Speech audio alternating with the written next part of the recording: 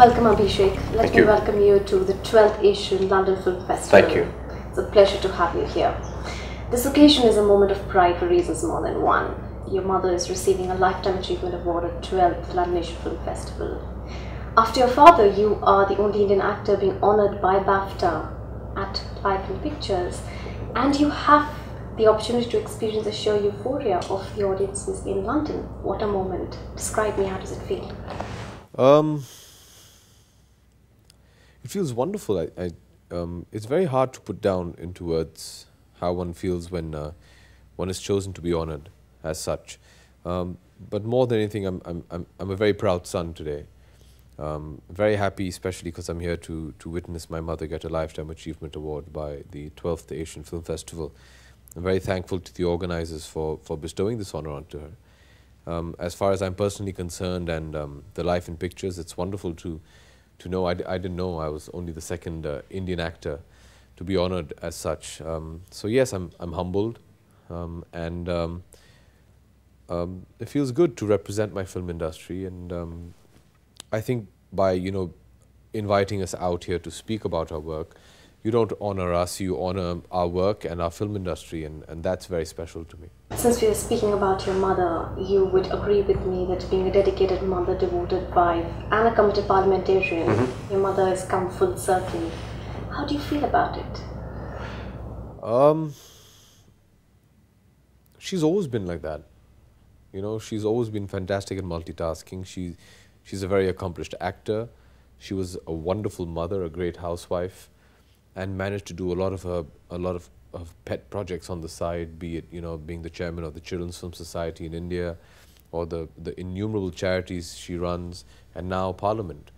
So I think she's a fantastic example of what all a woman can achieve, and she's always been superwoman for me as far as I'm concerned. So it feels wonderful. Right. And speaking of the woman in your life, the new person in your life, your wife, and I believe she's flown into London just to stand by you and her mother-in-law. Aren't you just blessed with the women in your life? Yes, immensely. It's wonderful that the family could be here for the festival to witness Ma win the award, and it's a moment nobody would have missed. We as a family like to spend as much time together, and we like to be there for each other. And this was definitely one opportunity nobody was going to let up. Great. I'm going to ask you a very cliche question that I'm sure people in London want to know. From the time you started studying business in the United States to today, when you're going to be giving a masterclass on acting to people in London, what journey it has been? I think everybody has a wonderful journey, and I'm sure many more people have far more exciting a journey than I have had. But I'm not complaining. I've always said I get to wake up every morning and live my dream. So I'm happy. I'm in a good place. I'm doing the work that I want to do. I'm happy that the work my industry is doing is being recognized, and very excited to be here in London and meet everyone in the upcoming days. Right. Recently, you've been doing a lot of unconventional roles like Guru, Shootout at Lokhandwala, Pa.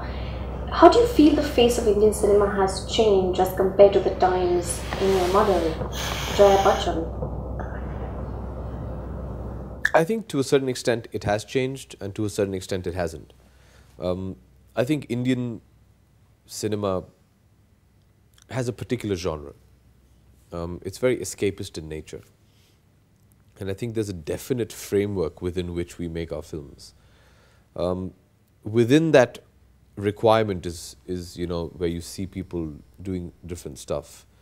But I think in essence, we don't really deviate too much from what the requirement of our cinema is.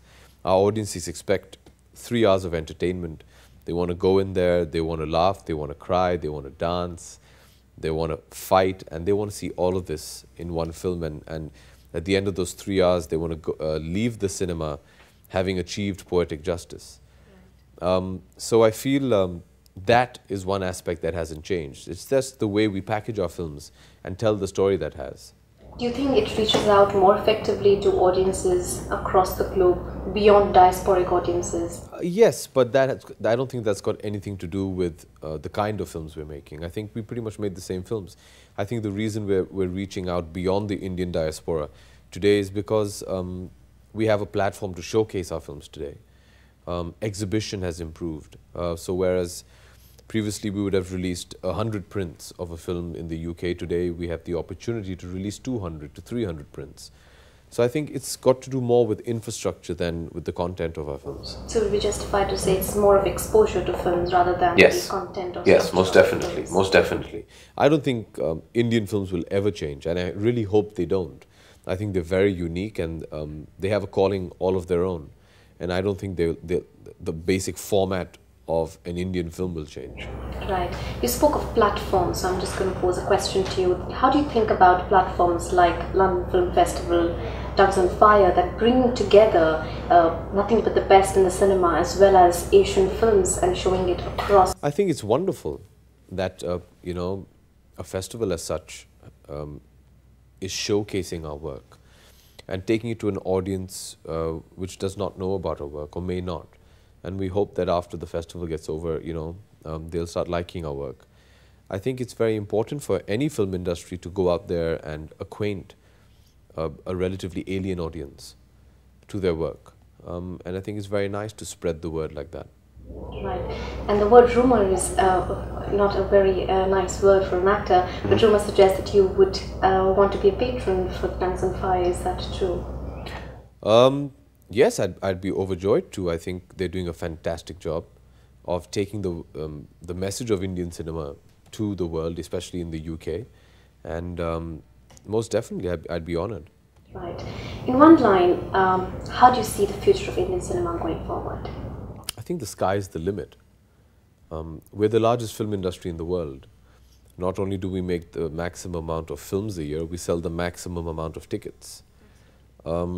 But I think the Western world is just waking up to Indian cinema, and I think they're going to be caught up in, you know, in the whirlwind of Indian cinema. It's an addiction, and I definitely do see a lot of our foreign audiences getting dragged into that and really taking up Indian cinema in a very big way. Great. So can we say that you would be completely in favor of cross-cultural productions taking place? They already do take place. We have a lot of Western filmmakers that come to India and make films, and vice versa. There's a lot of sharing of talent. And now even on a production basis, you know, we have a lot of foreign studios that have come to India and make films there with Indian producers, and the same way around, you know, where you have a lot of Indian studios that go out west and fund a lot of their films. So the boundaries are breaking down, and I don't see that it's not too far when it'll all become one big community of filmmakers. Great. Thank you so much. My pleasure. It's a pleasure. Thank you.